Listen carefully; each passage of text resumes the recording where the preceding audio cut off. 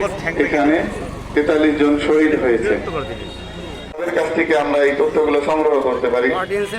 এখন আমি যেই কথাগুলো বললাম এটার দায়িত্ব স্থানীয় সুধীজনের, স্থানীয় সচেতন নাগরিকের। আমার দেশের জন্য তাদের যে ত্যাগ, তাদের পরিশ্রম, এটা আর এক জিনিস। এই জন্য সঠিক ইতিহাস যদি আমরা তুলে ধরি, সেটা হাজার হাজার বছর ধরে থাকবে। মানুষজন ওই ইতিহাস, আপনারা এই উদ্যোগ গ্রহণ করেন।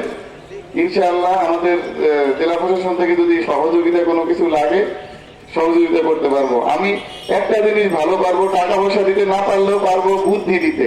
কারণ আমি নিজে একজন গবেষক, আমি প্রচুর পড়াশোনা করি, গবেষণা করি। বিভিন্ন চেষ্টা থাকবে যে আমি যাতে মানুষের হক নষ্ট না করি, মানুষের অধিকার নষ্ট না করি।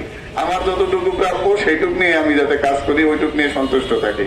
আমি আমার ক্ষমতার বাইরে, আমার যেটা প্রাপ্য এর বাইরে যদি আমি কিছু করতে যাই, তাহলে অন্য মানুষের অধিকার খর্ব হবে। আর এইটা যদি আমি করি, তাহলে এই যে শহীদ হলেন যারা, অথবা সম্প্রতি ছাত্র জনতা আন্দোলনে যারা আত্মত্যাগ করলেন, ওনাদের আত্মা কিন্তু শান্তি পাবে না।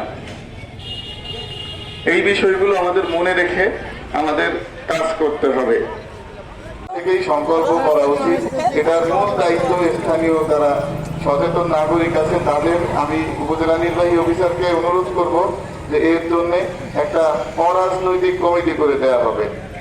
প্রশাসন এবং আমাদের পুলিশ বিভাগের সকল সদস্যগণকে আমি ধন্যবাদ এবং কৃতজ্ঞতা জানাচ্ছি। আমি সকলের মঙ্গল এবং সুস্বাস্থ্য কামনা করে আমার বক্তব্য এখানে শেষ করছি।